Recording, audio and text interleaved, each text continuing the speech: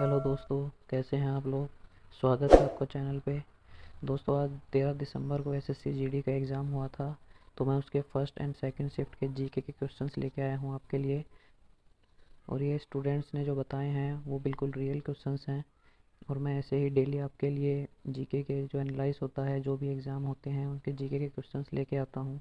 तो चैनल को सब्सक्राइब ज़रूर करें। तो चलिए देखते हैं पहला क्वेश्चन। पहला क्वेश्चन जो है वो पूछा गया था कि स्नानागार जो है वो कहाँ पर मिले हैं। तो उसका आंसर होगा मोहनजोदाड़ो में। स्नानागार जो है वो मोहनजोदाड़ो से मिले हैं। इसके बाद सेकंड क्वेश्चन जो था वो पूछा गया था कि दक्षिण भारत की गंगा किस नदी को कहा जाता है। तो इसका आंसर होगा कावेरी नदी। देखिए, ये काफ़ी ट्रिकी क्वेश्चन है, कई बार पूछ लेता है कि दक्षिण गंगा किसको कहा जाता है, तो वो होगा गोदावरी। अगर दक्षिण भारत की गंगा बोले तो कावेरी, और सिर्फ दक्षिण गंगा बोले तो गोदावरी। चलिए आगे देखते हैं। कौन सी कार कंपनी ने 2021 में भारत में कार बेचना बंद कर दिया। तो इसका आंसर होगा फोर्ड कंपनी। इसके बाद पूछा था कि राज्यों में राष्ट्रपति शासन किस अनुच्छेद में है। तो देखिए, तीन तरह का आपातकाल जो है वो लगता है। 352 जो है वो राष्ट्रीय आपातकाल से संबंधित है। और 356 जो है वो राष्ट्रपति शासन यानी कि जो राज्यों में आपातकाल होता है उससे संबंधित है। और 360 वित्तीय आपातकाल से। तो चलिए आगे देखते हैं।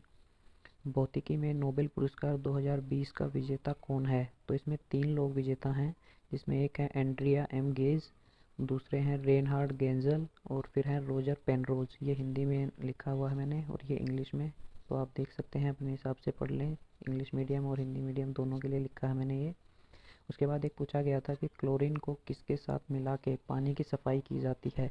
तो इसका आंसर होगा ब्लीचिंग पाउडर। चलिए आगे देखते हैं। ये क्वेश्चन जो है नेशनल पार्क से पूछा गया था कि नागरहोल नेशनल पार्क कहाँ स्थित है। तो इसका आंसर होगा कर्नाटक। चलिए आगे देखते हैं। आप जो स्टेट के जो लोक नृत्य हैं, वो जो नेशनल पार्क हैं, इनको ज़रूर देख के जाएं। हो सकता है आपकी शिफ्ट में किसी भी स्टेट का पूछ लिया जाए। इसके बाद पूछा गया है राशिद खान किस खेल से संबंधित हैं। तो इसका आंसर होगा क्रिकेट। और ये अफगानिस्तान के लेग स्पिनर हैं। और अगर आपसे पूछे कि आईपीएल में कौन सी टीम से खेले हैं, तो इसका आंसर होगा सनराइजर्स हैदराबाद। इसके बाद पूछा गया था कि G20 में शेरपा किसको बनाया गया। G20 जो 2021 हुई है उसमें। तो इसका आंसर होगा कि भारत की तरफ से जो है वो पीयूष गोयल थे।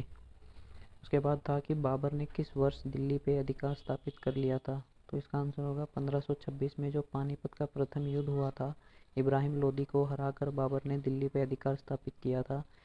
और बाबर ने कुल 4 लड़ाइयाँ लड़ी, जिसमें पहली थी 1526 में पानीपत का युद्ध, दूसरी थी 1527 में खानवा जो कि बाबर और राणा संगा के बीच हुई थी, तीसरी 1528 में चंदेरी बाबर और मेदनी राय के बीच, और चौथी जो थी वो 1529 में घाघरा जो कि बाबर और नुसरत शाह के बीच हुई थी। चलिए आगे देखते हैं। आगे पूछा था कि poverty and un British rule in India के लेखक कौन हैं। तो इसका आंसर होगा दादा भाई नारोजी। और उन्होंने 1901 में ये बुक लिखी थी। इसके बाद है 2019 के अनुसार बीसीसीआई के सचिव कौन हैं। तो इसका आंसर होगा जय शाह। आगे देखते हैं। ब्यास नदी परियोजना में कितने राज्यों को शामिल किया गया है। तो इसका आंसर होगा 4 राज्यों को, जो कि हैं हिमाचल, पंजाब, हरियाणा और राजस्थान। इसके बाद पूछा था जीडीपी की गणना कौन करता है। तो इसका आंसर होगा राष्ट्रीय सांख्यिकी आयोग, और ये प्रत्येक वर्ष की जाती है। चलिए आगे देखते हैं। मांडव महोत्सव किस राज्य में मनाया जाता है। तो इसका आंसर होगा गोवा में। आगे पूछा गया था मौर्य काल में लिया जाने वाला कर कौन सा था, मतलब कौन सा कर लिया जाता था। तो देखिए, इन दोनों में से कोई एक कर होगा आपके ऑप्शन में। तो ये है हिरण्य कर जो कि किसानों से लिया जाता था, और ये है प्रणय कर जो युद्ध कर था। चलिए आगे देखते हैं। राजीव गांधी खेल रत्न पुरस्कार 2020 में किसको दिया गया था। तो सबसे पहले मैं आपको बता दूं कि अब इसका नाम चेंज होकर मेजर ध्यानचंद खेल रत्न पुरस्कार रख दिया गया है।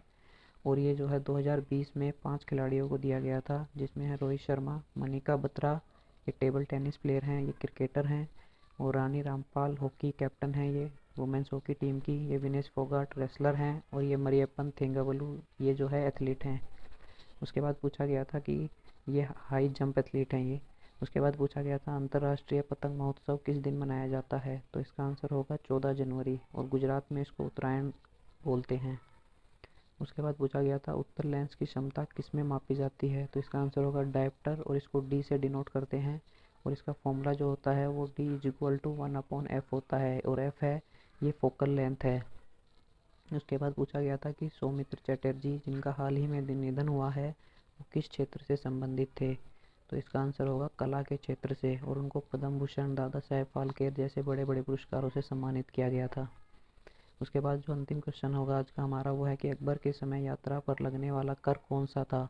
तो इसका आंसर होगा जिजिया कर। तो चलिए, थैंक यू दोस्तों, वीडियो देखने के लिए आपका बहुत बहुत धन्यवाद, और चैनल को सब्सक्राइब जरूर करें अगर आपको वीडियो अच्छी लगी हो तो। Thank you so much.